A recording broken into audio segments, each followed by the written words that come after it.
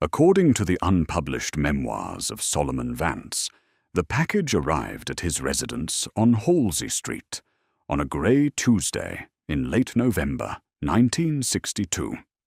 It was a simple cardboard box, unmarked save for an expensive postage stamp from the Short Hills sorting facility. Yet it carried a weight that unsettled the silence of the Vance parlour.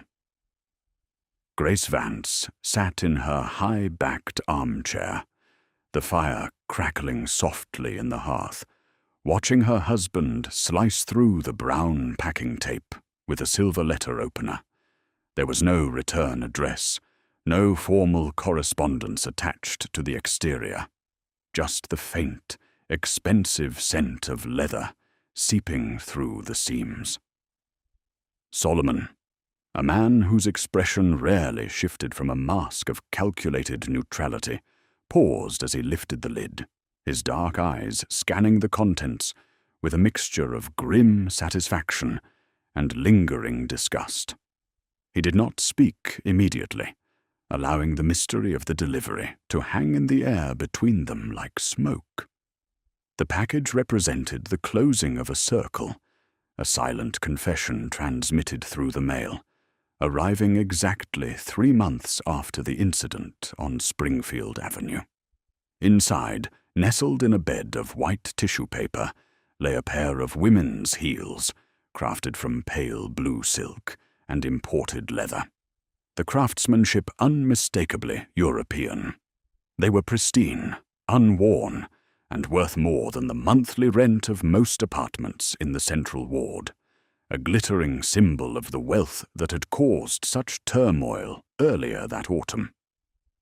Solomon lifted one shoe by the heel, examining the stitching under the dim light of the floor lamp, turning it over with the critical eye of a butcher inspecting meat. He let out a low, humming sound, a noise that vibrated deep in his chest, acknowledging the gesture without granting it forgiveness. To the untrained observer, this was a gift, a peace offering from a penitent soul, but to the Vances, it was a trophy of war. It was a material admission of guilt from a young man who had once believed his bank account could shield him from the consequences of his tongue.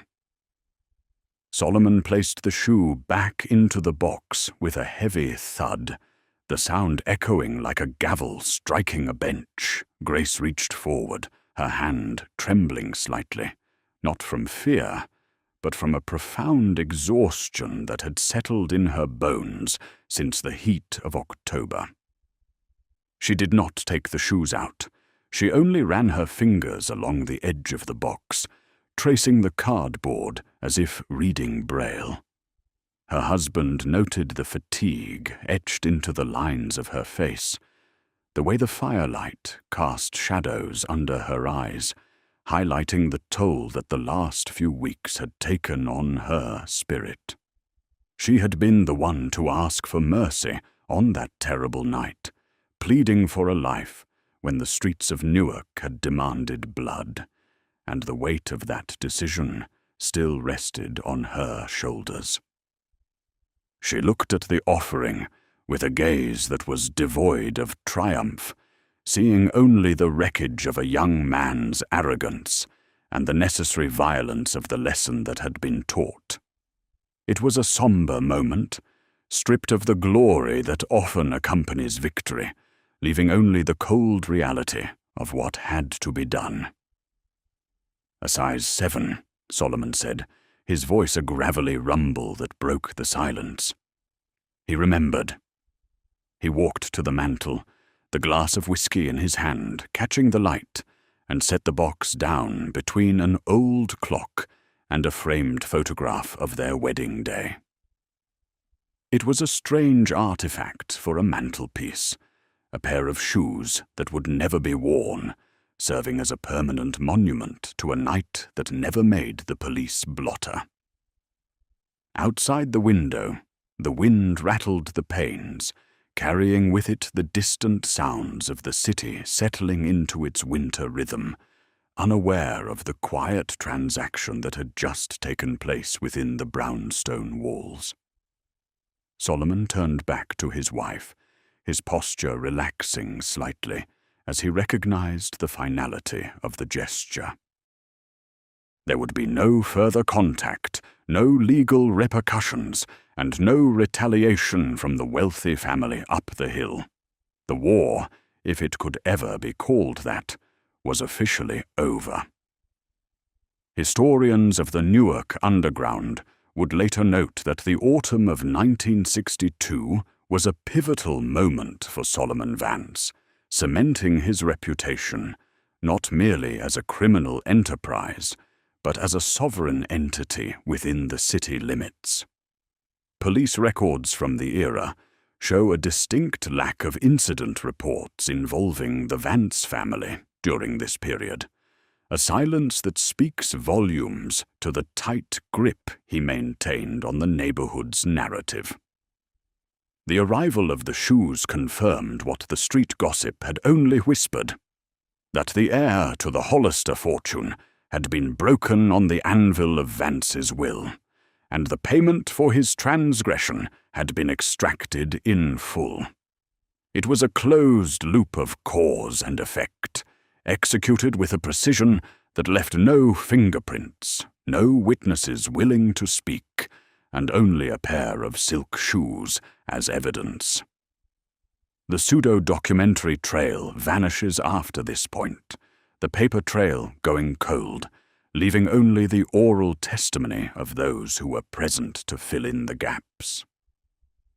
Grace stood up slowly, smoothing the fabric of her skirt, and walked to the window, looking out at the street lamps flickering to life in the early dusk. She thought of the young man, Chadwick Hollister, who was likely sitting in some warm, opulent study in the suburbs at that very moment, staring at his own reflection, unable to wash away the memory of the dirty water and the shame. She wondered if he dreamt of the rail yard, or if he woke up in the night screaming, his father's cold voice over the telephone still echoing in his ears. The power of that night had not come from the gun or the bat, but from the systematic dismantling of a young man's identity, a process far more cruel than any physical beating could achieve. She touched the cold glass, feeling the winter chill seep through, and offered a silent prayer for the boy's soul, even though she knew he was beyond saving. "You think he understands now?" Grace asked, not turning from the window, her voice barely audible above the wind. "Or is he just buying his peace?" Solomon took a long sip of his drink, the amber liquid swirling in the glass, and considered the question with the gravity of a philosopher. He knew the type. Boys raised on trust funds and boarding school privileges, taught that every mistake had a price tag, and every person had a cost. But this debt was different. It could not be calculated on a ledger or paid off with a check from a family attorney. The silence from the Hollister family, the lack of police involvement, and the arrival of the shoes indicated that the father understood the stakes, even if the son was still drowning in his own denial. It was a truce bought with dignity, the only currency that Solomon Vance truly respected. "He understands that he is alive because you have a kind heart, Grace," Solomon replied, crossing the room to stand beside her, his presence a solid, grounding force against the cold. "He understands that his money is paper and his name is dust when he leaves his fortress." The lesson had been a harsh one, administered in the shadows of the industrial district, far from the prying eyes of the society pages. It was a necessary surgery to remove a cancer of arrogance that had threatened to metastasize, a warning to the wealthy suburbs that their walls were not as impenetrable as they believed. Solomon did not feel pride in the act, only a grim satisfaction that order had been restored to his domain. The box on the mantel was not a trophy of conquest, but a receipt for services rendered, a guarantee of silence purchased with a pound of flesh. The fire crackled louder, spitting sparks against the iron grate, pulling the couple's attention back to the warmth of the room. They had survived the summer heat and the autumn storms, emerging into the winter with their bond stronger than it had ever been. The incident had tested their resolve, forcing them to confront the violence that simmered just beneath the surface of their lives, and they had navigated it with a terrifying grace. Solomon placed a heavy hand on Grace's shoulder, squeezing gently, a silent communication passing between them that required no words. They were the king and queen of this concrete jungle, not because they wore crowns, but because they commanded respect through fear and love in equal measure. The memory of the insults hurled on Springfield Avenue seemed distant now, fading into the background noise of history. But history has a way of clinging to objects, and the shoes on the mantel would remain there for years, gathering dust, but never losing their spectral presence in the room. They served as a constant reminder to anyone who entered the home that Solomon Vance did not forget, and that forgiveness came at a steep and terrible price. The story would eventually leak out in fragments, distorted by time and retelling, but the physical evidence remained, locked in the silence of the brownstone.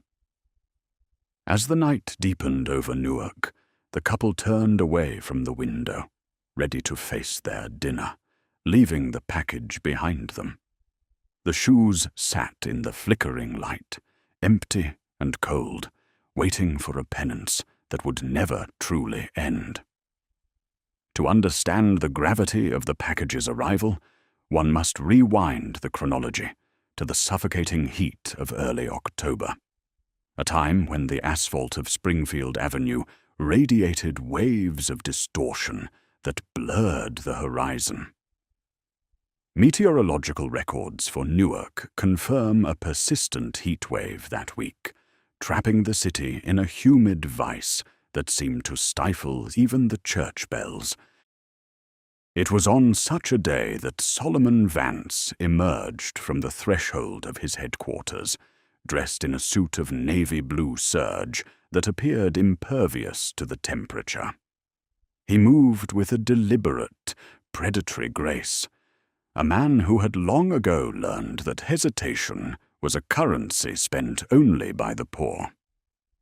Beside him walked Grace, her posture erect and elegant, wearing a cream dress that seemed to mock the grime of the city streets with its pristine condition. They were not merely walking. They were inspecting the perimeter of their kingdom, a silent patrol that assured the populace that order was being maintained. The neighborhood responded to their presence with a ritualized deference that bordered on the religious. As the couple progressed down the avenue, the chaotic rhythm of the block shifted, adjusting to their tempo like a jazz ensemble following a conductor. Men loitering on stoops rose to tip their hats, their eyes averted in respect rather than fear, while shopkeepers paused their haggling to offer silent nods of acknowledgement. This was the invisible tax of the streets, paid not in currency, but in reverence, a testament to the decade Solomon had spent consolidating power in the central ward. To the onlookers, Solomon was more than a man. He was an institution, the man who ensured that the numbers ran smoothly and the violence was kept within acceptable parameters. Grace, for her part, served as the softening edge to his blade, offering smiles and small waves that humanized the iron fist of his authority. Grace Vance carried herself with a dignity that transcended the economic reality of the ward, a quality that had drawn Solomon to her in the first place. She was a former beauty queen from the South Side, educated and articulate, possessing a poise that could disarm a room full of armed men.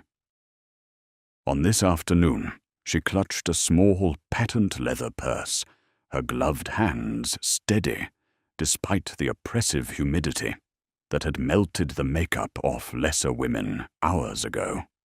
She did not merely walk beside the king, she anchored him, providing a moral counterweight to the necessary brutality of his profession. Her presence on the street was a signal that despite the rumors of racketeering and shakedowns, there was a code, a structure of civility that governed the underworld. To insult her was not just a social faux pas. It was a strategic blunder of the highest order, an attack on the very heart of the community's stability. As they approached the intersection of Springfield and 15th Avenue, the atmosphere shifted, a sudden dissonance entering the harmony of the block. A low, rhythmic thumping of bass was approaching, competing with the doo-wop spilling from a record store, announcing the arrival of something alien. The locals, attuned to the subtle frequencies of the street, stopped their conversations and turned their heads toward the source of the noise. It was a chrome-bumpered convertible, a Cadillac Eldorado, painted a garish crimson that seemed to scream against the muted browns and grays of the tenement buildings. The car moved with an arrogance that displaced the air around it, a shiny, expensive projectile from another universe entirely. Solomon's step faltered for a fraction of a second, his eyes narrowing as he assessed the potential threat, his hand instinctively drifting toward the pocket where he kept his loose change, a nervous tick that masked a calculation of distance and wind. Inside the vehicle sat 4 young white men, their faces flushed with the privilege of a Saturday afternoon, spent drinking in a world where consequences were things that happened to other people. They were tourists from the other side of the park, invaders from the manicured lawns of Short Hills and Millburn, looking for a taste of the exotic without any intention of paying the admission price. The driver, a broad-shouldered boy with a crew cut and a Yale sweatshirt, gripped the steering wheel with one hand, laughing loudly at a joke that no one on the sidewalk would ever understand. They were out of place in a way that was offensive, like a tuxedo at a funeral, oblivious to the social contract that governed the neighborhood. Their wealth was evident not just in the car, which cost more than most buildings on the block, but in the casual way they occupied space, as if the world had been built specifically for their amusement. Solomon observed them with the detached interest of a naturalist watching a poisonous snake slither into a garden party. He recognized the type immediately. The second and third sons of industrialists, bored and seeking thrills in the dangerous parts of the city. He knew their fathers, or at least the cut of their jib. They were the men who owned the factories that employed the men who bowed to Solomon on the street. It was a circular ecosystem of power, but these boys were disrupting the flow, bringing a chaotic energy that threatened to shatter the fragile peace of the afternoon. Grace stiffened beside him, sensing the intrusion, her grip tightening on his arm as a silent warning. She had seen this movie before, the way recklessness could curdle into tragedy in the span of a heartbeat, and she prayed silently that the car would simply keep moving. The Cadillac slowed to a crawl, the driver lifting his foot from the gas to let the engine idle, the throaty purr of the motor vibrating in the chests of the pedestrians. It was a power move, a demonstration of dominance, forcing the foot traffic to part around the hulking vehicle like water around a stone. The passenger, a lanky boy with blonde hair slicked back with too much pomade, stood up in the seat, holding a glass bottle of expensive bourbon loosely by the neck.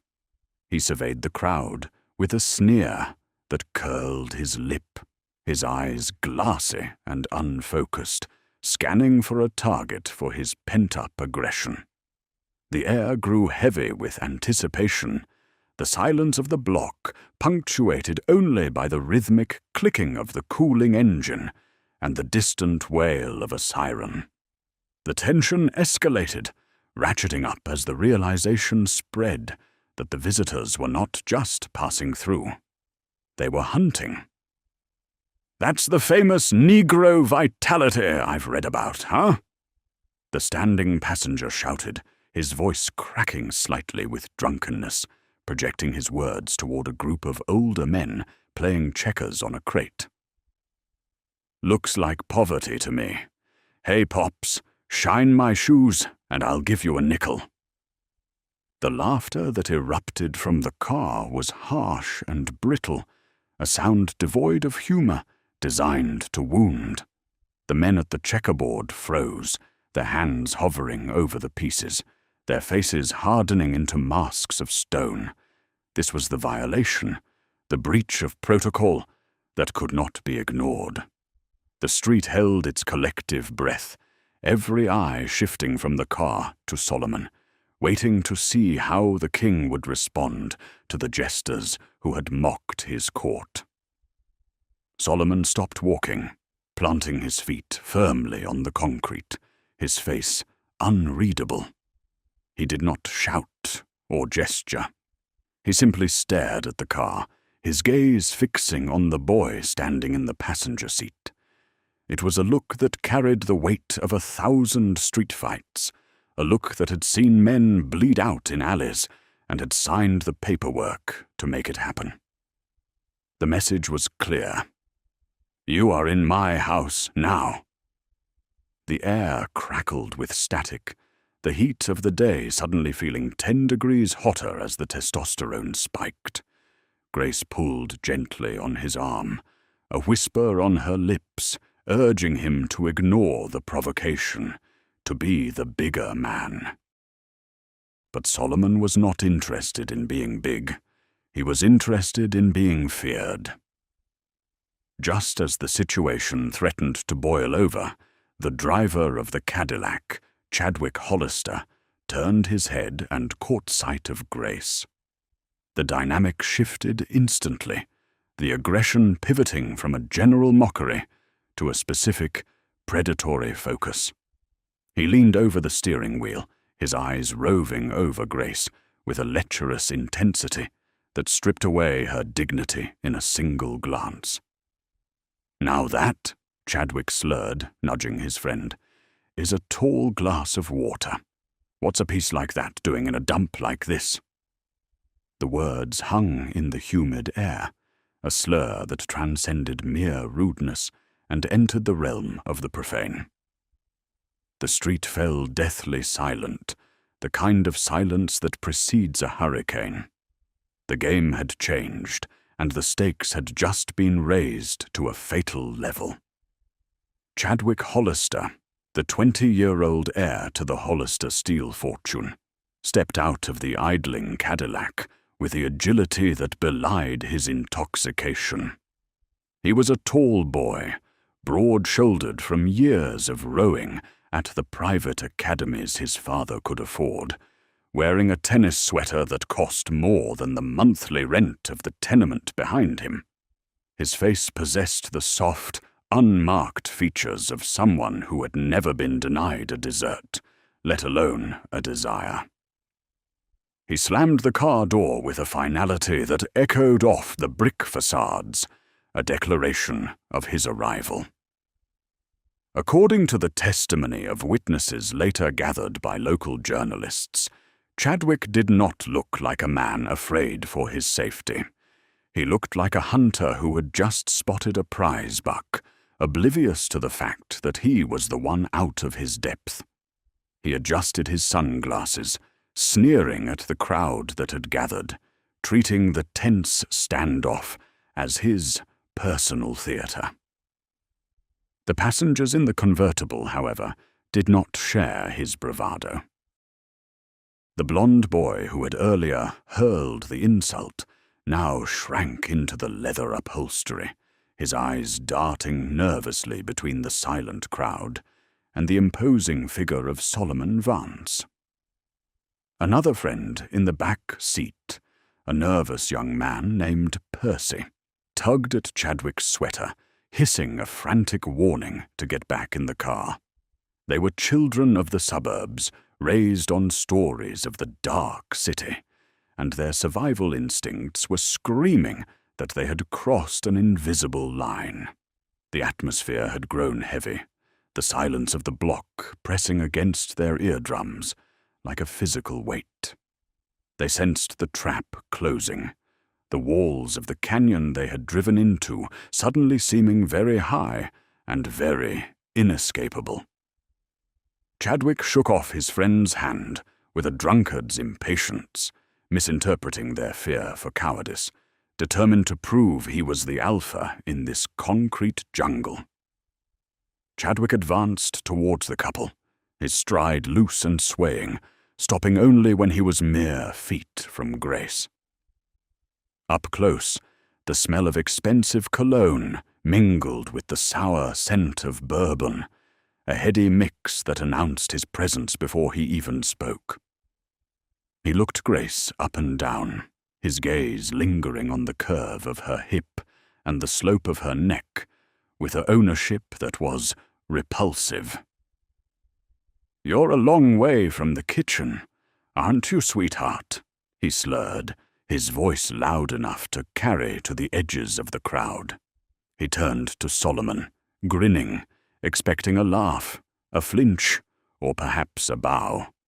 It was a classic display of dominance, a ritual he had likely performed in fraternity houses and country clubs. But here, on Springfield Avenue, it was a death sentence signed with a slurred signature. Solomon stood motionless, his dark eyes fixed on the boy, analyzing him with the detachment of an entomologist pinning a beetle. He noted the fine leather of Chadwick's loafers, the gold watch on his wrist, and the absolute, terrifying absence of fear in the boy's manner. This was not a man who understood the economics of the street, where respect was the only currency that mattered. To Chadwick, this was a safari, a quick detour into the wild to snap a mental picture before retreating to the safety of his gated estate. But to Solomon, this was an incursion, a violation of the sanctity of his walk with his wife. The king of the Central Ward did not perform for tourists. He felt the familiar coldness settle in his gut, the calculated suppression of rage that allowed him to think 3 moves ahead while his enemies were still celebrating their opening gambit. "I believe you are lost, son," Solomon said, his voice a low rumble, devoid of the heat that one might expect. The tone was polite, almost conversational, but it carried a razor's edge that sliced through the humidity. "This isn't the park. It's time for you to turn that car around and go home to your mother." It was a generous offer, a lifeline thrown to a drowning man who didn't yet know he was in the water. The crowd listened, stunned by the restraint being shown, knowing that lesser men had fallen for far less insolence. Grace stood tall beside her husband, her face a mask of regal indifference, refusing to give the boy the reaction he sought. She stared past him, as if he were merely a blemish on an otherwise perfect afternoon. Chadwick laughed, a sharp, braying sound that shattered the tension like glass. "Home? I'm just getting started," he said, stepping closer to Grace, invading her personal space.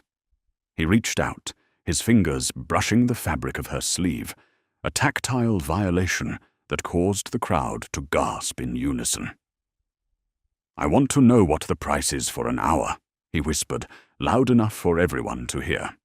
"I bet you charge extra for the fancy dress." The insult hung in the air, a toxic cloud of degradation. He called her a prostitute, a thing to be bought and sold, stripping away her humanity with a few slurred syllables. The street seemed to tilt on its axis, the gravity of the moment settling heavy on the shoulders of every witness. It was the point of no return. The whispers in the crowd stopped instantly, replaced by a silence so absolute it felt like the world had stopped spinning. Men who had been leaning against lamp-posts stood upright. Hands that had been idle drifted toward waistbands and pockets. The insult to the Queen was an insult to the throne, and by extension, an insult to every man, woman, and child who relied on Solomon for protection. Chadwick had committed the cardinal sin of the underworld. He had disrespected the family in public, and there was now a debt that had to be paid. The air crackled with the electricity of imminent violence. The collective breath of the block held tight, waiting for the explosion they knew was coming. Grace flinched, a small, sharp intake of breath that sounded like a gunshot in the quiet. She stepped back, breaking the contact with the boy's hand, her eyes wide with a mix of shock and humiliation. It was the first time in years that anyone had dared to lay a hand on her, and the violation was palpable. Solomon's hand moved from his pocket to Grace's arm, steadying her, his touch gentle but firm. He did not look at his wife. His eyes never left Chadwick's face. The boy was still grinning, oblivious to the fact that he had just punched a hole in the hull of his own life. He thought he had won, that he had cowed the locals with his boldness. He did not realize that he had merely triggered a mechanism that had been refined over decades of survival. Solomon reacted with a terrifying calmness. He did not pull a weapon or raise his voice. Instead, he simply shifted his weight, his body angling slightly toward the crowd, and made eye contact with a man standing near a newsstand on the corner. The man was short, unassuming, dressed in a gray work shirt, leaning against a crate of apples. His name was Malachi, known on the street as Zip, though no one knew why. Solomon gave the slightest inclination of his head, a dip of the chin so microscopic that only Malachi would have caught it. It was a signal that passed between them like a spark jumping a gap, a silent order given and received in the span of a heartbeat. The machinery of the street was now in motion. Malachi nodded back, a movement so subtle it was almost imperceptible, and then pushed off from the newsstand, fading into the shadows of an alleyway. The executioner had been dispatched, though the execution itself would be delayed. Solomon turned his attention back to the drunken boy in front of him, his face relaxing into a mask of cold indifference. "You have made a serious error," Solomon said, his voice dropping to a whisper that was somehow louder than a shout. "But I am a forgiving man. Get in your car, boy. Drive away while you still have the gas to do it." It was the final warning, the last act of mercy before the storm broke. Chadwick, blinded by his own hubris, mistook the warning for a retreat. "You're all talk," Chadwick scoffed, stepping back towards the Cadillac, his chest puffed out in triumph. "I knew it. Just another old man."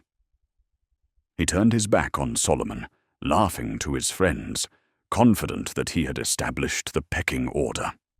He climbed into the driver's seat, the leather squeaking under his weight, and revved the engine. The tires screeched as he pulled away from the curb, the smell of burnt rubber filling the air. As the red tail lights disappeared down Springfield Avenue, the silence of the street remained unbroken. No one cheered, no one moved. They all knew that Chadwick Hollister had just driven away in a hearse. He just didn't know it yet. As the crimson tail lights of the Cadillac faded into the haze of Springfield Avenue, the crowd did not disperse. Instead, a low, vibrating murmur began to ripple through the onlookers. It was the sound of a community processing a collective violation, a buzzing of indignation that replaced the earlier silence.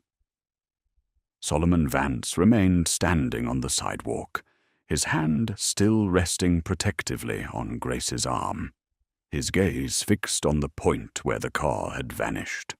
He did not turn to address his neighbors or offer platitudes, for his stillness was the only statement required.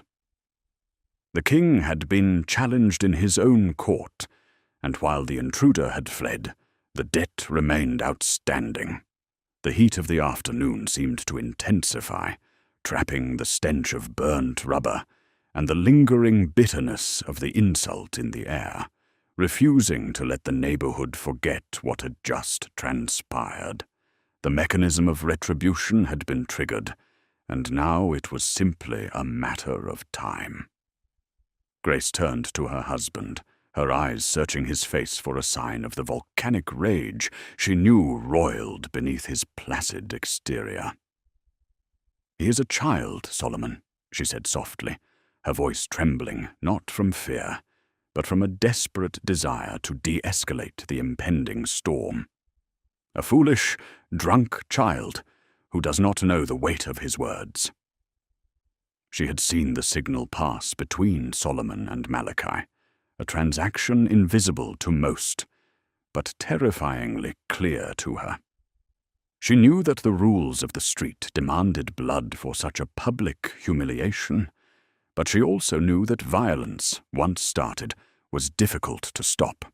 Her plea was a shield thrown up against the inevitable, an attempt to save a boy who had just tried to dehumanize her.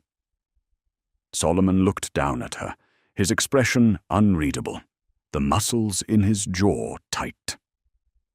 "The boy crossed a line, Grace," Solomon replied, his voice low and gravelly, vibrating with a controlled intensity. "You do not beg for the respect you deserve. You take it." He gently adjusted her shawl, his touch belying the steel in his voice. To him, the incident was not merely an insult. It was a structural defect in the order of things. If a rich tourist could drive into Newark, defile the Queen, and drive away unscathed, then Solomon's reign was a sham. The currency of the street was fear, and that bank account had just been overdrawn. He began to walk again, guiding Grace forward, resuming their afternoon as if nothing had happened, though every person watching knew that the script had been rewritten. The rhythm of their stroll resumed, but the melody had changed to a funeral march. Unbeknownst to the Vances, the Cadillac had not traveled far. In a reckless display of defiance, Chadwick had circled the block, unwilling to let the encounter end with what he perceived as his triumph. He was fueled by the adrenaline of his transgression and the approval of his sycophants, eager to squeeze one last drop of thrill from his safari. The engine roared as the car accelerated down a side street, clipping a garbage can and sending it spinning into the gutter. The boys inside were laughing, high-fiving and cheering Chadwick's bravery, unaware that they were parading through a minefield with blindfolds on. The car sped toward the edge of the neighborhood, carrying the toxic arrogance of the elite back toward the safety of their fortress, leaving chaos in their wake. Back on the avenue, Malachi, the unassuming enforcer, emerged from the shadows of the alleyway. He moved with a purposeful silence, clutching a small notepad he had retrieved from his pocket. He had already memorized the license plate number, a string of digits that would soon unlock the identity of the offender. In the ecosystem of the underworld, information was the precursor to action, and Malachi was a master gatherer. He did not need to run or shout. He simply walked to a phone booth on the corner, his movements blending seamlessly into the fabric of the bustling street. He stepped inside, the folding door creaking shut, isolating him from the noise of the block. He dialed a number that was known only to a select few, connecting him to the network that operated in the blind spots of the city. Solomon and Grace continued their walk, turning down a quieter street lined with brownstones and ancient oak trees. The neighbors watched them pass, their faces etched with a mixture of sympathy and anticipation. They knew that the silence of their leader was not a sign of weakness, but the calm before the storm. Solomon nodded to a group of men sitting on a stoop, acknowledging their presence, confirming that he was still the master of this domain. The incident had tested him, and while the test was not yet over, his composure reassured them that the foundation was solid. The afternoon sun began its slow descent, casting long shadows that stretched across the pavement, painting the street in shades of gray and gold. The day was far from over. In the phone booth, Malachi spoke in rapid, clipped sentences, relaying the description of the car and the plate number to a contact who had access to the Department of Motor Vehicles. "Red Cadillac Eldorado, convertible," he muttered, his voice barely audible over the din of a passing bus. "Connecticut plates. Get me a name and an address. Fast." The machinery of the street was efficient, a parallel government that operated without paperwork or bureaucracy, fueled by loyalty and fear. Within minutes, the wheels were in motion to identify the arrogant tourist who had dared to insult the king. The net was beginning to widen, casting its shadow over the unsuspecting boy who was currently speeding toward the highway, thinking he had escaped the consequences of his actions. Grace stole a glance at her husband as they turned the corner toward their home. She saw the tension in his shoulders, the way his eyes scanned the rooftops and the alleyways, never resting. She knew that he was already planning, strategizing the counter-move that would restore the balance of power. It was a burden she shared, the weight of being the woman beside the throne, the target for every arrow aimed at the king. She squeezed his arm tighter, a silent signal that she trusted his judgment, even if she feared his methods. They walked in a bubble of silence, two figures moving through a city that held its breath, waiting for the other shoe to drop. The sanctity of their world had been breached, and the price of repair would be high. As they approached the steps of their brownstone, a black sedan pulled up to the curb. It was a sleek, unmarked car, the kind that blended into the background of the city. The driver's window rolled down, revealing the face of a young lieutenant, a soldier in Solomon's army. He did not speak. He simply tipped his hat, a gesture that confirmed the order had been received, and the hunt had begun. Solomon returned the gesture with a slight nod, his face a mask of stone. The message was clear.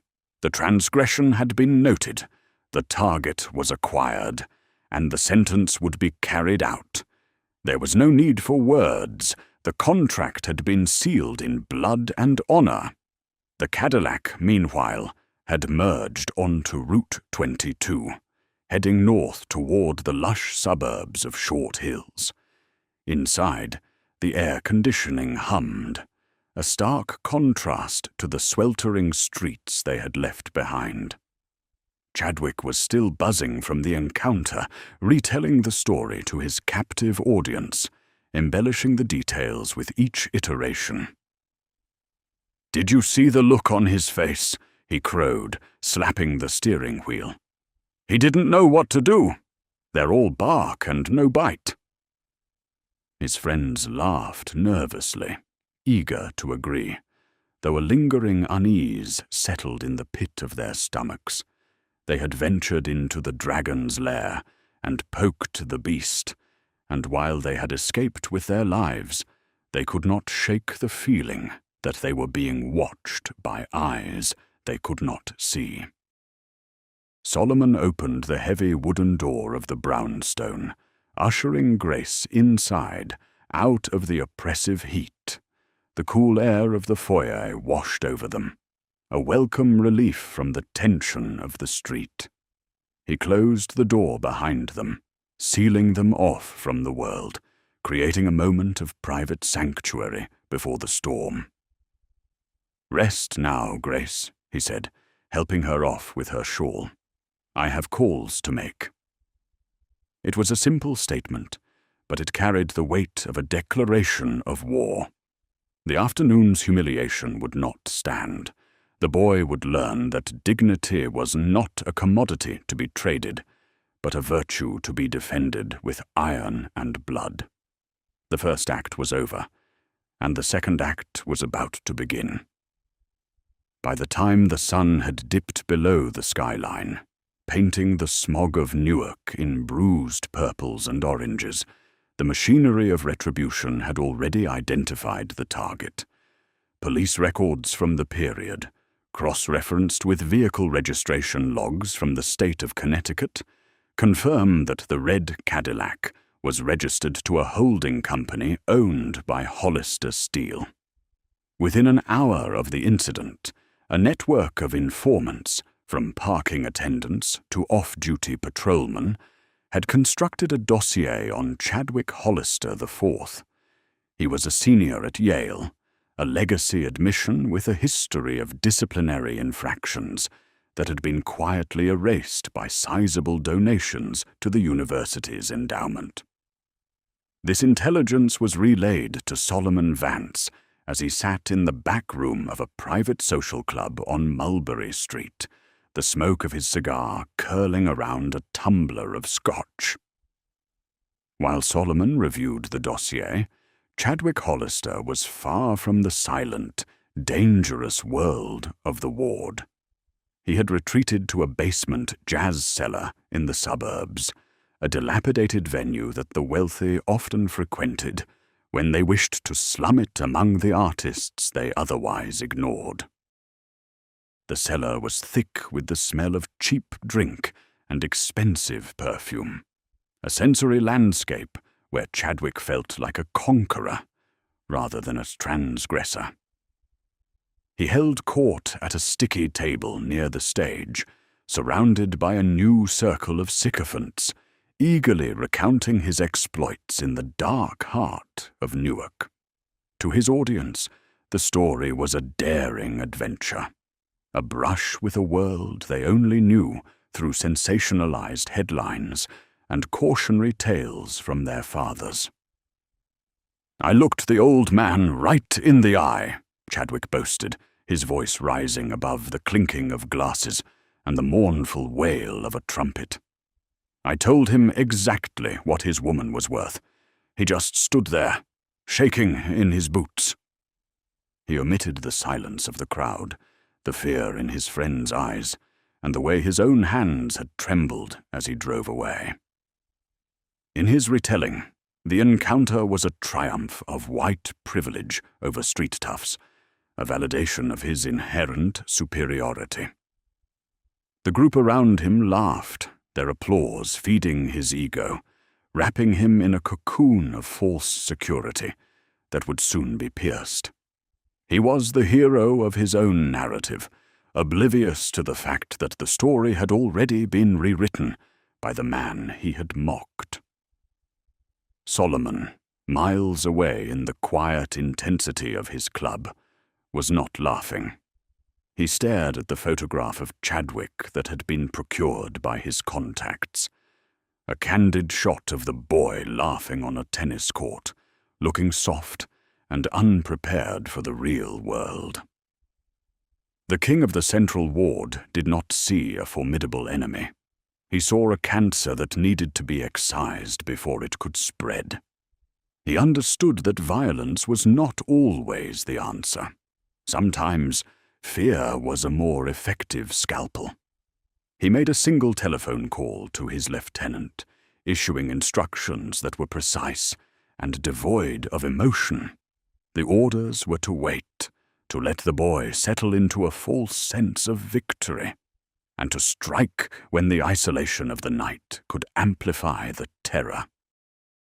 The night deepened, and the jazz cellar began to empty as the suburbanites retreated to their gated communities. Chadwick, however, was not ready for the night to end. His friends had long since departed, eager to escape the city limits before midnight, leaving him alone with his bravado and a tab he had no intention of paying. He stumbled out of the cellar, the cool night air hitting his flushed face, a shock that momentarily cleared the bourbon haze. He checked his watch, the gold face glinting under the street lamp.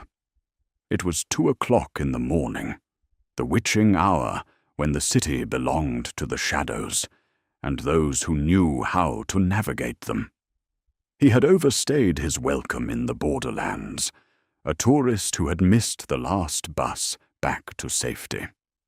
He stood on the corner, swaying slightly, scanning the empty intersection for a cruising taxi. The street was silent, save for the distant hum of the highway and the rustle of wind through the dying leaves of October. A black sedan, unremarkable and indistinguishable from 1,000 other cars, turned the corner and rolled slowly toward him. It moved with a predatory grace, the engine purring softly, the headlights off. Chadwick, in his drunken logic, saw it not as a threat, but as a ride. He raised his arm, waving sluggishly, a smile of relief spreading across his face. He thought his chariot had arrived, unaware that the vehicle was a hearse in all but name. The sedan stopped at the curb, the rear passenger window sliding down with an electric whir to reveal an empty, dark interior. "Taxi," Chadwick slurred, stumbling forward and grabbing the door handle. He pulled it open, leaning in, expecting to give an address in the hills. Instead, he was met by the scent of stale tobacco and the sight of 2 silhouettes in the back seat. Before his brain could process the mismatch between his expectation and reality, a hand shot out from the darkness, gripping his collar with a force that snapped his head forward. The grip was iron, unyielding, and terrifyingly efficient. Chadwick let out a yelp of surprise that was quickly muffled as a rag, soaked in a chemical cocktail that smelled of ether and antiseptic, was pressed over his mouth and nose. He kicked his legs, his expensive loafers scraping against the pavement, but his strength was no match for the men inside the vehicle. He was pulled into the dark interior with a violent tug, his body folding onto the floorboards like a discarded suit jacket. The door slammed shut, sealing him inside the soundproofed cabin. The sedan pulled away from the curb, merging seamlessly into the flow of the night, leaving the corner empty and silent, as if he had never been there at all. Inside the car, The reality of his situation crashed over Chadwick with the force of a physical blow. He was pinned to the floor, a heavy boot pressing into the small of his back, forcing his face into the musty carpet. The chemical fumes made his head spin, blurring the edges of his vision, but the adrenaline coursing through his veins fought to keep him conscious. He tried to speak, to plead, but his tongue felt thick and useless. The voice that came from above him was calm, almost bored, cutting through the haze of his terror. "Don't make a sound, boy," the voice said. "You're going for a ride." The terror he had dismissed hours ago was now the only reality he knew. A cold, suffocating blanket that replaced the arrogance of the afternoon. The sedan navigated the labyrinthine streets of the industrial district, heading toward the river, where the lights of the city grew sparse, and the shadows lengthened into permanent darkness. There were no sirens, no heroes, and no miracles to stop the car. Chadwick realized, with a dawning horror that settled in the pit of his stomach, that his father's money and his family's name meant absolutely nothing in this back seat. He was no longer Chadwick Hollister IV, the heir to a steel fortune. He was cargo, a package being transported to a destination where ledgers and stock prices held no sway. The car turned onto a gravel road, the tires crunching loudly, announcing their arrival at a place where mercy was a currency that had long been spent.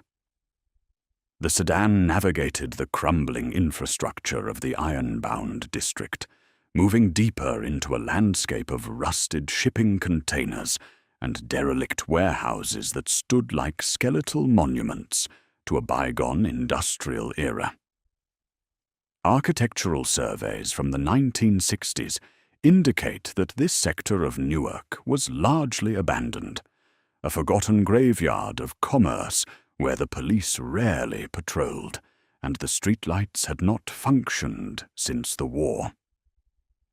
The car turned onto a gravel access road, the tires crunching loudly over broken glass and debris, the sound echoing off the corrugated metal walls of the surrounding structures. Chadwick, lying immobilized on the floorboards, felt the change in terrain as a series of jagged impacts against his ribs, each jolt intensifying the nausea induced by the chemicals.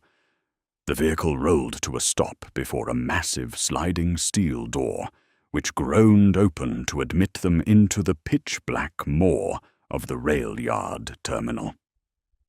Dragged from the vehicle by two enforcers whose faces were obscured by the shadows, Chadwick stumbled onto the cold concrete floor of the warehouse. The air inside was frigid, smelling of damp iron, creosote, and the faint, sweet scent of rotting timber. The space was cavernous, a cathedral of industry reclaimed by decay, where the only illumination came from a single high-wattage bulb suspended from a rusted gantry above. This light created a harsh, circular stage in the center of the darkness, leaving the perimeters cloaked in an impenetrable gloom. Chadwick's knees buckled, his expensive tennis sweater now stained with grease and filth, his breath coming in ragged, visible puffs that dissipated into the silence. The transition from the noisy jazz cellar to this silent, tomb-like vacuum was jarring, stripping him of his context and identity. Solomon Vance stepped out of the shadows, his silhouette slowly resolving into a sharp figure as he entered the pool of light.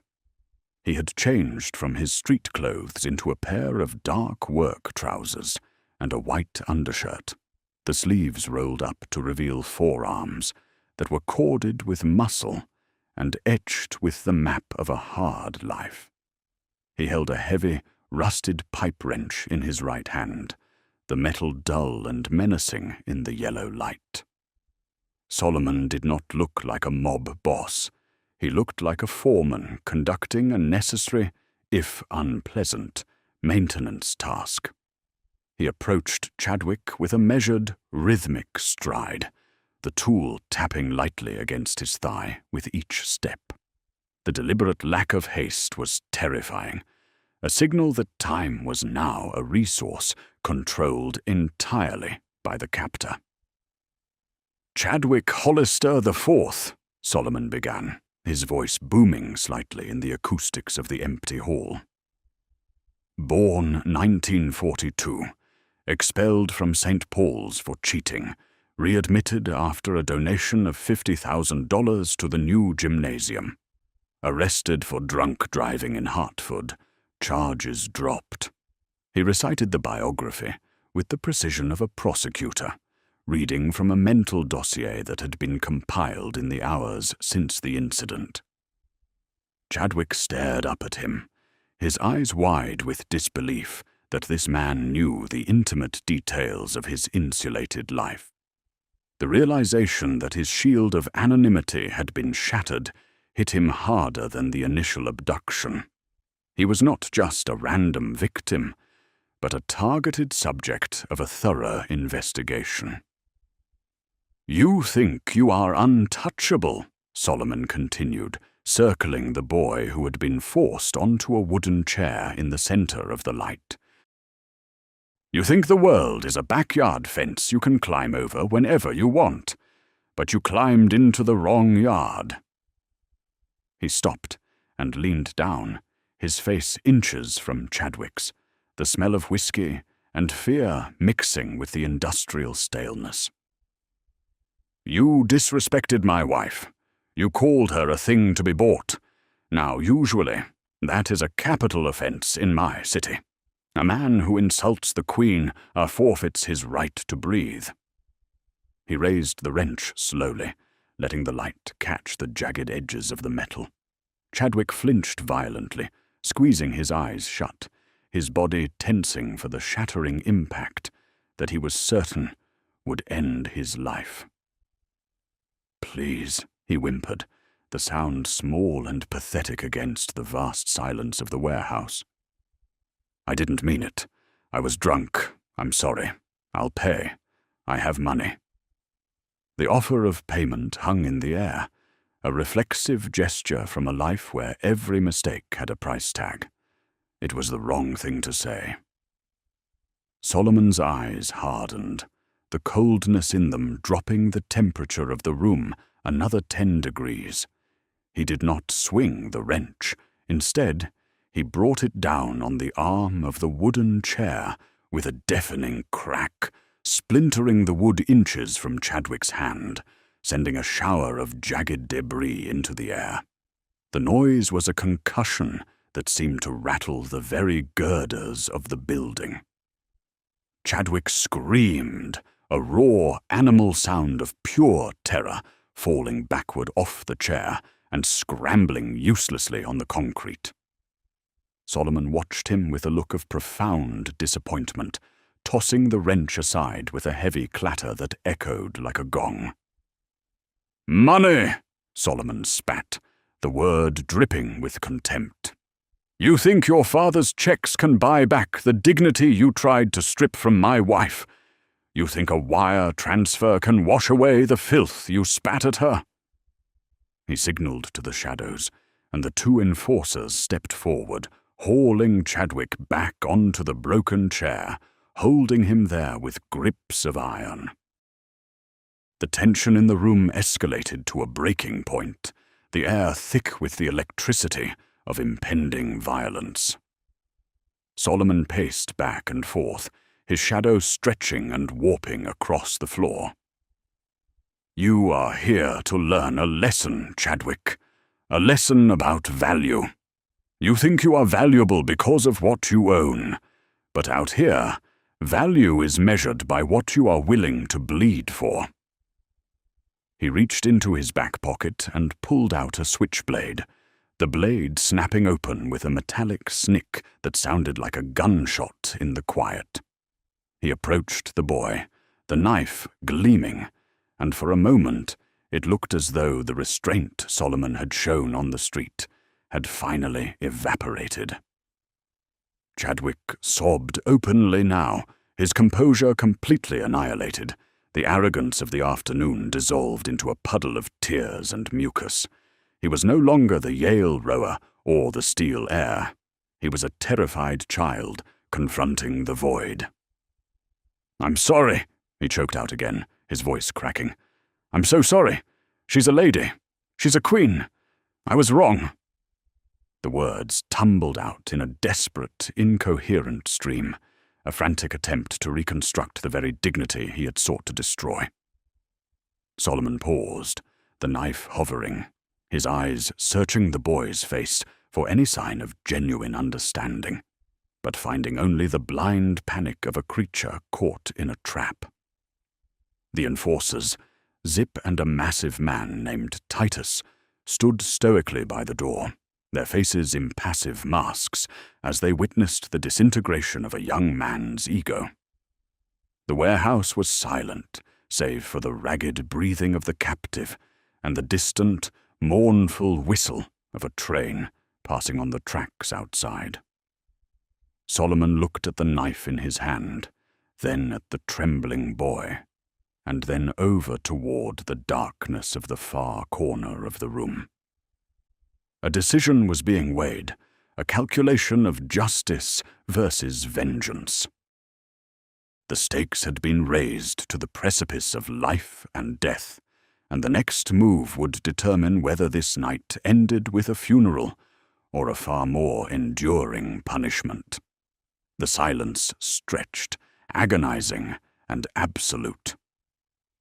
Just as Solomon Vance prepared to deliver what he believed was a necessary measure of street justice, the heavy steel door at the far end of the warehouse groaned open, the sound of grinding metal piercing the sanctity of the tribunal.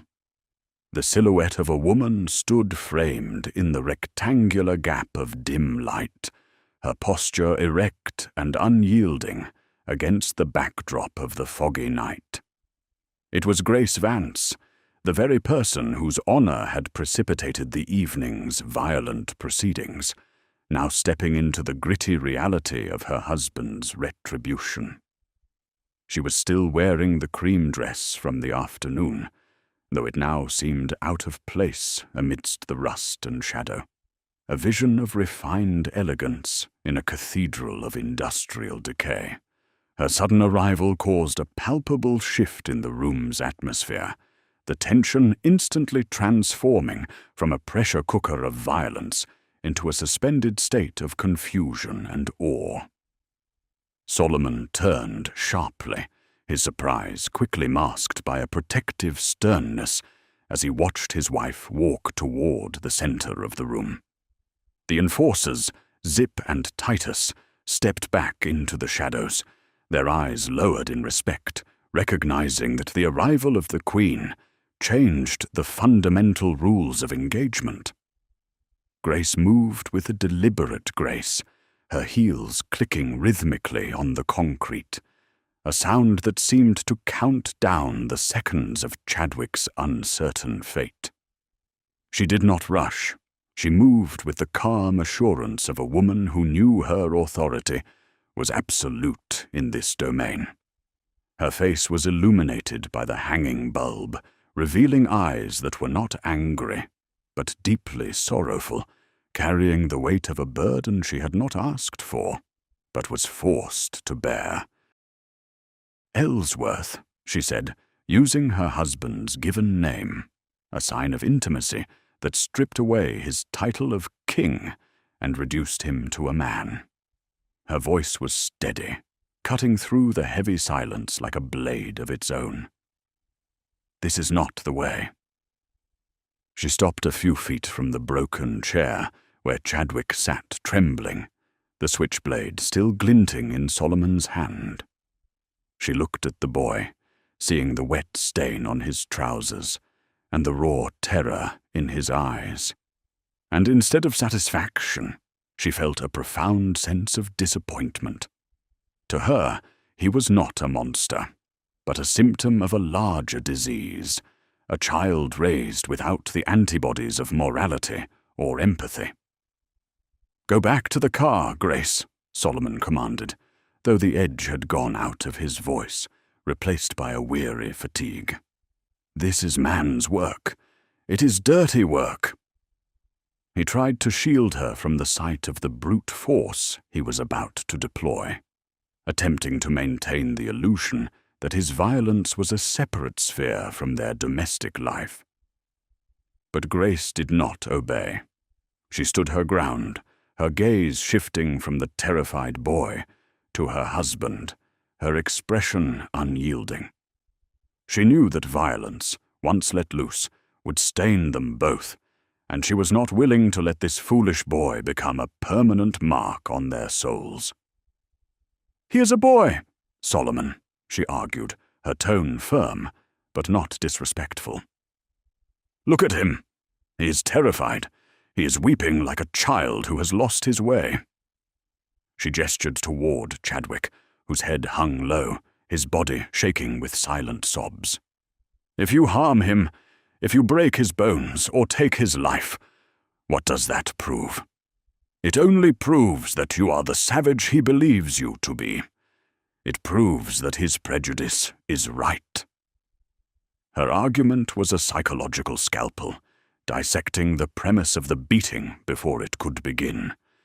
She appealed to his pride and his intellect, urging him to see that the ultimate power lay not in destruction, but in the restraint that his enemies were incapable of. Chadwick lifted his head, his eyes wide with disbelief that the woman he had debased was now standing as his shield. He had expected anger, vengeance, and perhaps a knife in the gut, but he had not expected mercy. The realization was a crushing weight, far heavier than the physical blows he had anticipated. He felt a sudden, sickening lurch in his stomach, a mix of shame and confusion that was more painful than any bruise. He tried to speak, to apologize, but the words caught in his throat, strangled by the magnitude of his guilt. He saw her not as a target or a stereotype, but as a human being of immense moral stature, and the reflection of his own ugliness was unbearable. Solomon hesitated, the switchblade still poised in his hand, the conflict raging behind his eyes. The code of the street demanded blood. To let an insult like this slide without severe consequence was a sign of weakness that could invite further aggression. He looked at Zip and Titus, who stood silently in the wings, waiting for a signal that might never come. He looked at Chadwick, the sneering face from the afternoon, now replaced by a mask of abject misery. The urge to inflict pain was strong, a primal desire to avenge the honor of his wife. But the logic of Grace's plea was irrefutable. He slowly lowered his hand, the blade snapping shut with a final click that seemed to echo like a gavel striking a sound block. "You ask me to let him go?" Solomon asked, his voice low and dangerous. "You ask me to let him walk away so he can go back to his country club and laugh about the time he bought his way out of a beating in Newark?" He stepped closer to Grace, his presence looming, challenging her resolve. "He called you a woman of the night, Grace, in the street, in front of our people." The memory of the insult hung heavy in the air, a toxic cloud that refused to dissipate. The stakes were high. To spare the boy was to risk the perception of their power, to potentially embolden the enemies who watched from the shadows. "There are things worse than a beating, Solomon," Grace replied softly, her eyes locking onto his. "Scars heal, broken bones knit, but shame can last a lifetime. Teach him that." She turned her gaze back to Chadwick, her expression hardening into something formidable. "Do not kill him. Do not maim him. Make him understand. Make him see." It was a request for a different kind of violence, a psychological siege that would dismantle the boy's worldview without leaving a physical mark. It was a cruelty disguised as mercy, a punishment that would endure long after the bruises of a beating would have faded. Solomon stared at his wife for a long moment, the silence stretching taut as a wire. He saw the determination in her face, the steel that matched his own, and he knew that she was right. Physical brutality was the tool of the desperate. True dominance was the ability to break a man's spirit without lifting a hand. He turned back to Chadwick, the rage in his eyes cooling into a terrifying, icy resolve. He signaled to Titus, who stepped forward and cut the ropes binding Chadwick's wrists, the rope falling to the floor with a heavy thud. The physical restraints were gone, but the psychological cage had just been tightened. "Your wife speaks for you, boy," Solomon said, his voice void of warmth. "She has given you a gift, but gifts come with a price." He walked slowly around the chair, his shadow lengthening over the terrified youth. "You think you are a man because you have money. You think you are a man because you are white. But tonight, you are going to learn what it means to be human." He stopped behind the chair, leaning down to whisper in Chadwick's ear, the change in tone signaling the beginning of a new, more sophisticated form of torture. The first phase of the interrogation was over. The lesson was about to begin. Solomon Vance circled the chair, his footsteps rhythmic and slow, before stopping at a rusted oil drum in the corner of the light's reach. He reached in and retrieved a battered metal bucket, its interior lined with a sludge of cold, grey water and floating debris that smelled faintly of industrial runoff. He placed it on the concrete floor in front of Chadwick, with a heavy, hollow clang that echoed through the warehouse like a funeral bell. Floating atop the murky liquid was a rag, yellowed and stained with grease, looking more like a dead fish than a tool for cleaning. The enforcer, Titus, stepped forward and cut the plastic zip ties binding Chadwick's wrists, the sudden release of pressure sending pins and needles shooting through the boy's hands. Chadwick rubbed his raw skin, his eyes darting between the bucket and the impassive faces of his captors. "You called my wife a commodity," Solomon said, his voice conversational yet sharp. "You implied she was for sale. You suggested she was something dirty to be used and discarded." He gestured toward the bucket with a slight inclination of his head.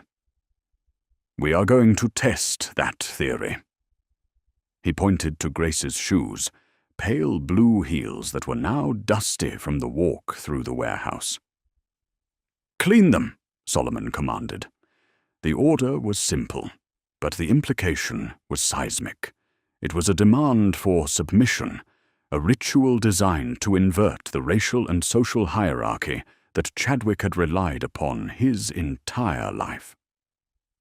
The boy stared at the bucket, his face twisting in confusion and revulsion, unable to process the instruction.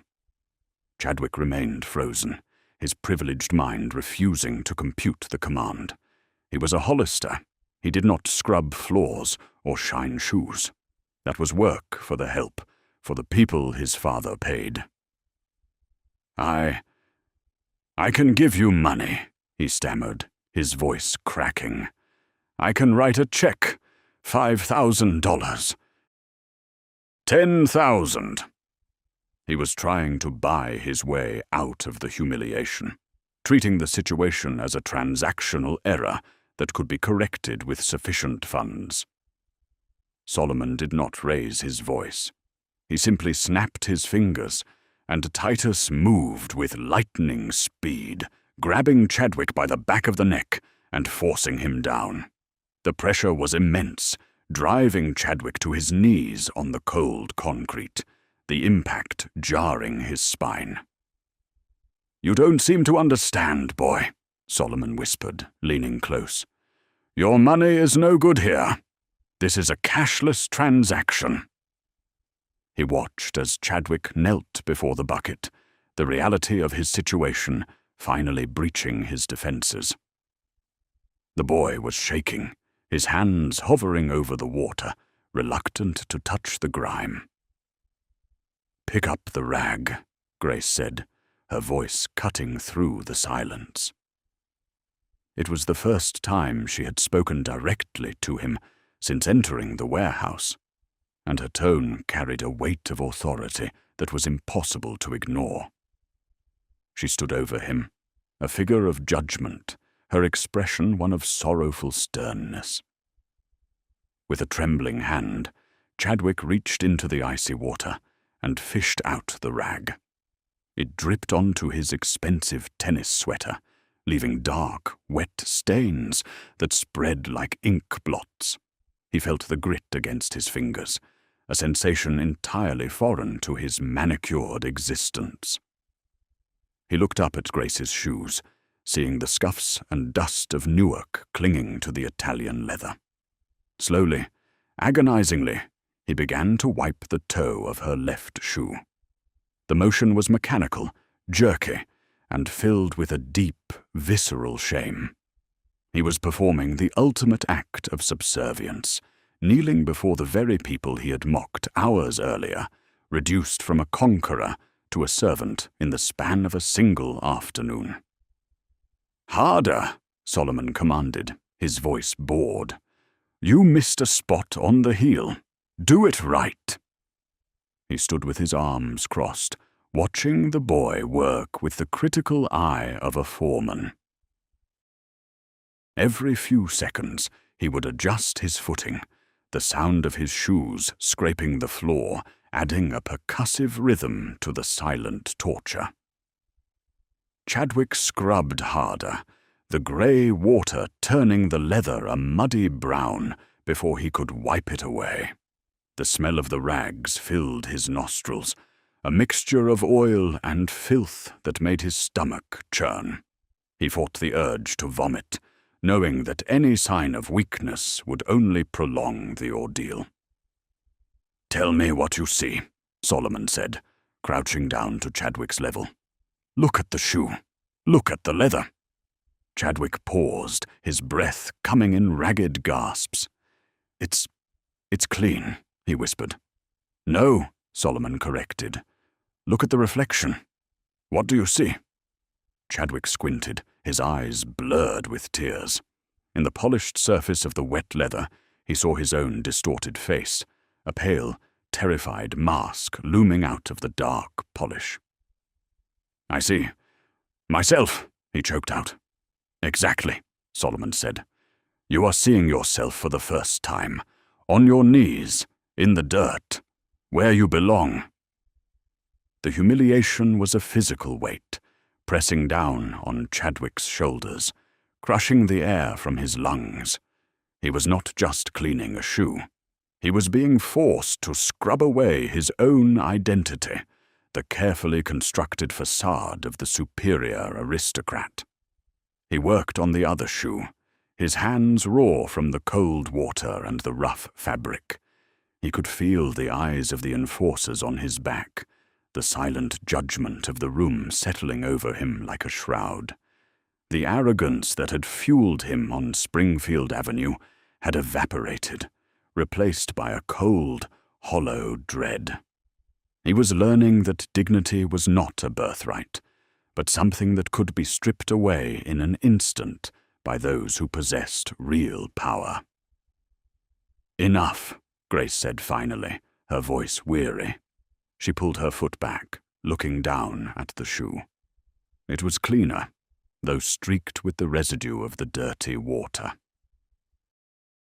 She looked at the top of Chadwick's head, at the way his shoulders heaved with silent sobs, and felt no triumph, only a deep, exhausted pity. "He has done enough, Solomon," she said. "Let him go." It was the second time she had intervened, and the relief that flooded Chadwick's system was almost painful.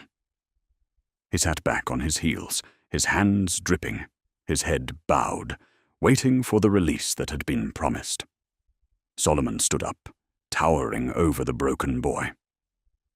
"My wife has a kind heart," he said, his voice void of emotion. "She thinks you have learned, but I am not so sure."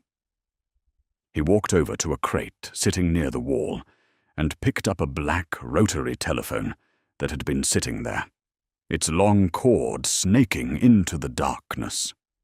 He brought it back and set it on the floor in front of Chadwick. The sight of the device was jarring, a piece of domestic normalcy in this den of horrors.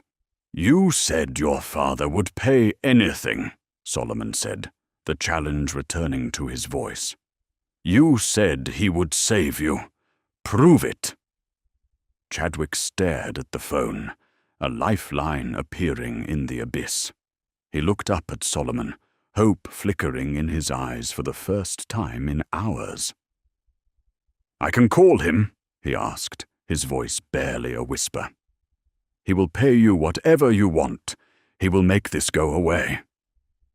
The desperation in his voice was palpable, a frantic clinging to the last straw of his privilege. He reached for the receiver, his hand shaking so violently he nearly dropped it.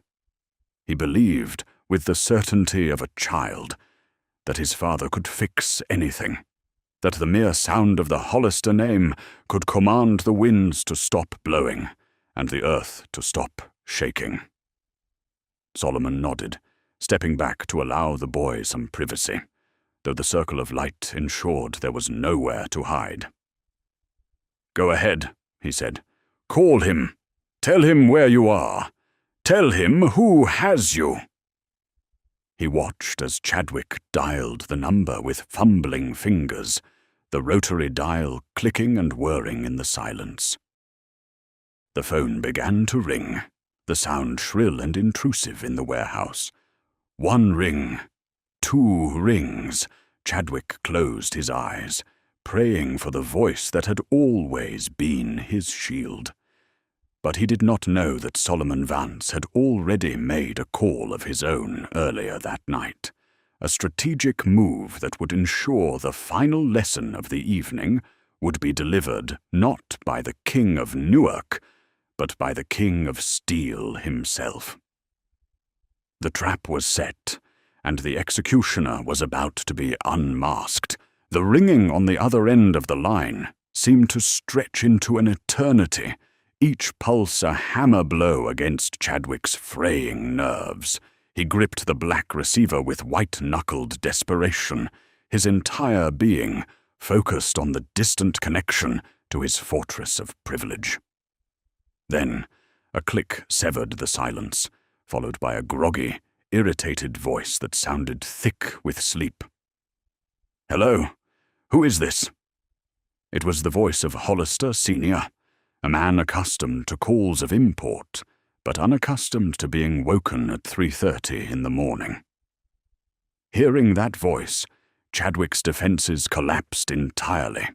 The tears he had been fighting broke free, streaming down his face as he huddled on the cold concrete.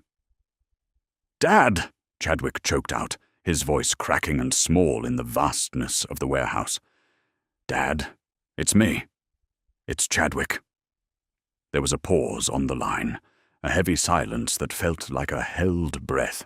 "Chadwick," the father replied, his tone shifting from confusion to sharp annoyance. "Do you have any idea what time it is? Why aren't you at the hotel? If this is about another bar tab, I am not in the mood."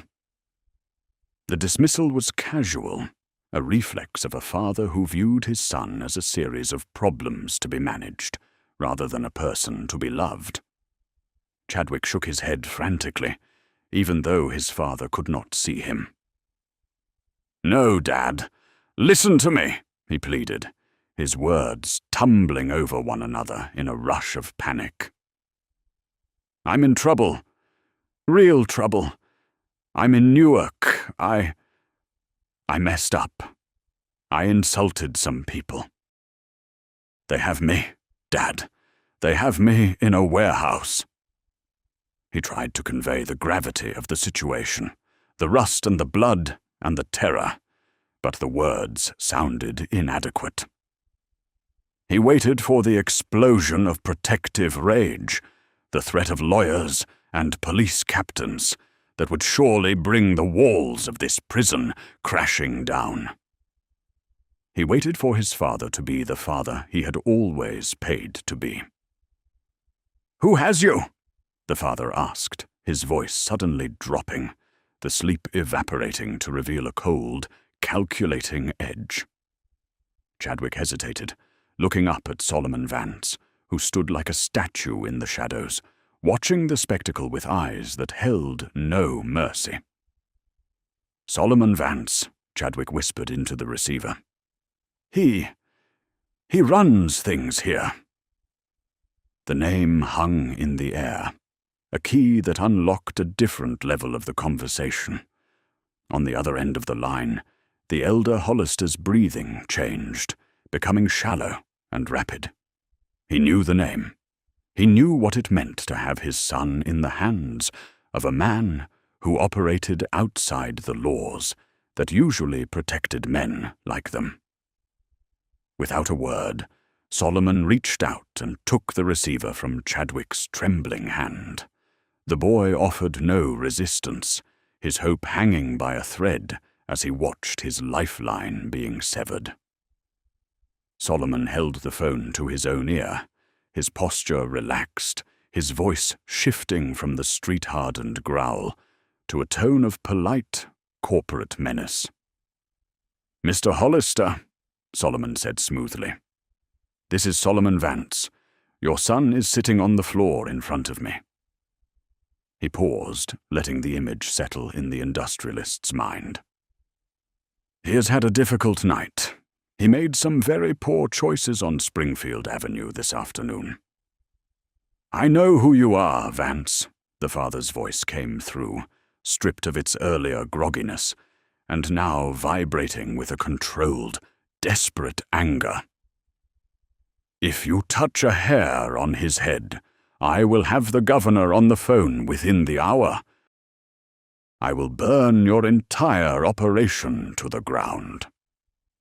It was a display of power, a flexing of political muscle that might have terrified a lesser man. But Solomon simply smiled, a cold expression that didn't reach his eyes. He had expected this. He knew the playbook of the rich better than they knew it themselves. He looked down at Chadwick, who was watching him with wide, terrified eyes, waiting for the negotiation to begin. "I am sure you could make things very difficult for my organization," Solomon replied, his tone unbothered. "But that doesn't change the fact that your son insulted my wife. He called her a woman of the night. Now, in my world, that is a debt that usually requires blood." He heard a sharp intake of breath on the other end. "However," Solomon continued, "I am a businessman. I am willing to discuss a resolution. Your son seems to think that you would move heaven and earth for him. He seems to believe that his last name is a shield that stops bullets." "He is my son," Hollister snapped, the voice tight with tension. "Name your price. Is it money? How much? I can have $50,000 in cash delivered to you before sunrise. Just let him go." Solomon looked at the phone, his expression hardening. He had no interest in the cash. The lesson required a different currency. "I don't want your money, Mr. Hollister," Solomon said.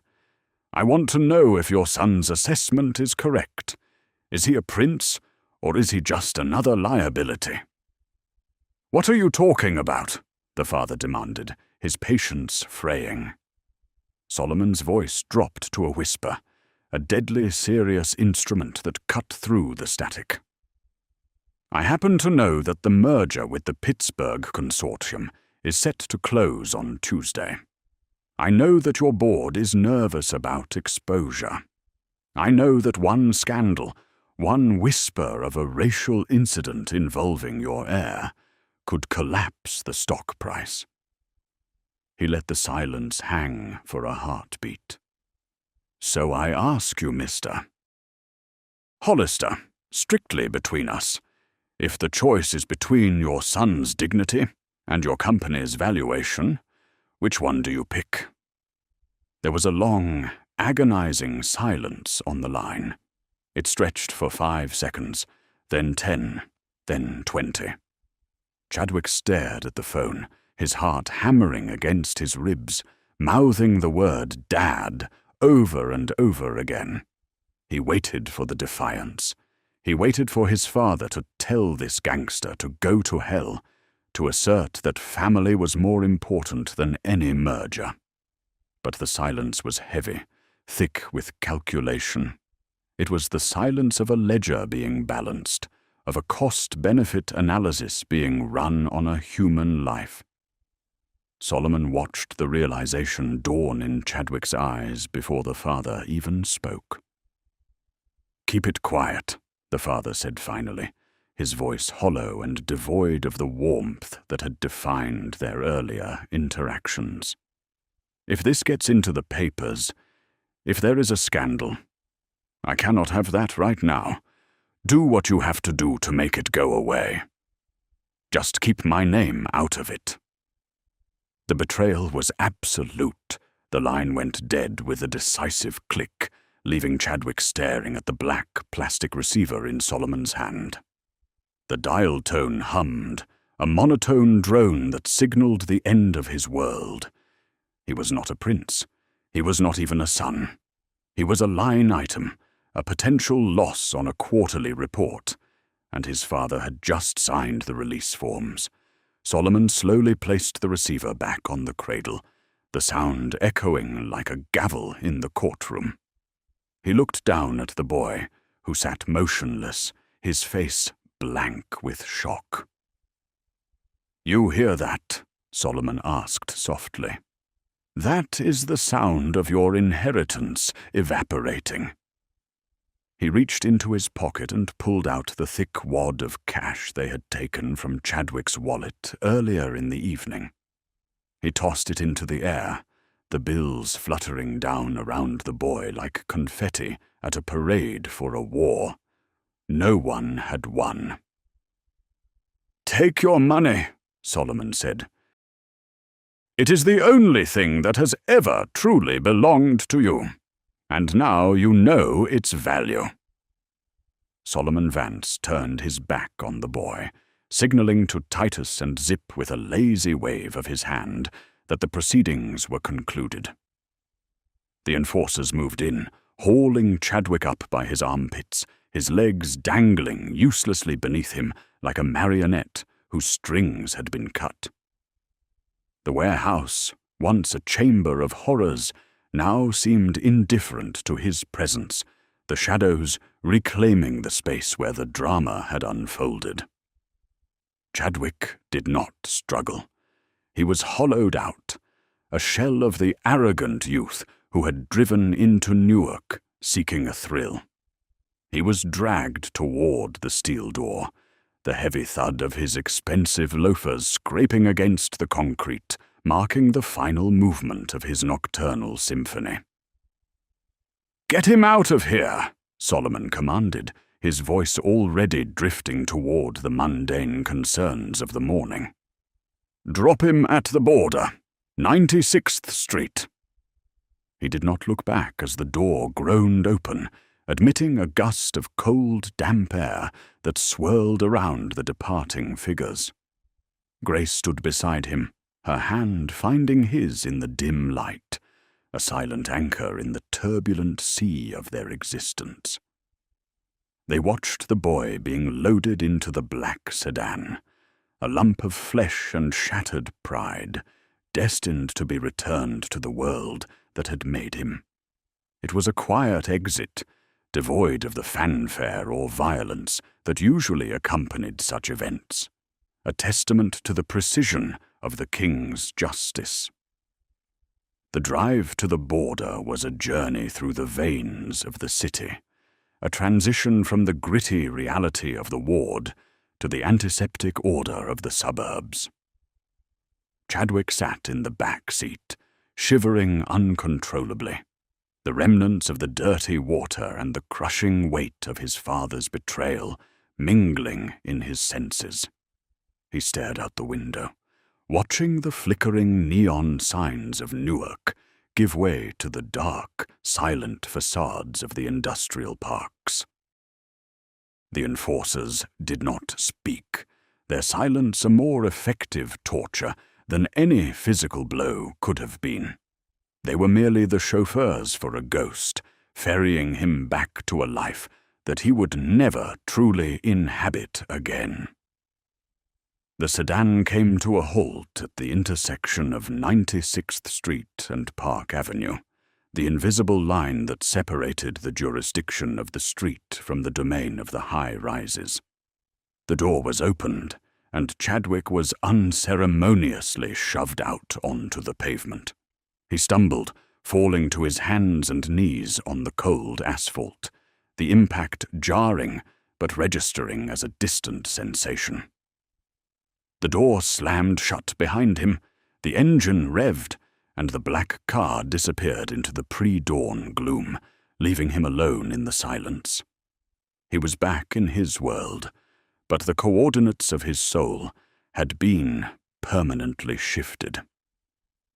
Chadwick remained on the ground for a long time, his breath hitching in his chest, the expensive fabric of his tennis sweater stained with the filth of the warehouse. A taxi slowed as it passed, the driver catching a glimpse of the disheveled, weeping young man in the torn clothing. But he accelerated away, sensing a danger that he wanted no part of.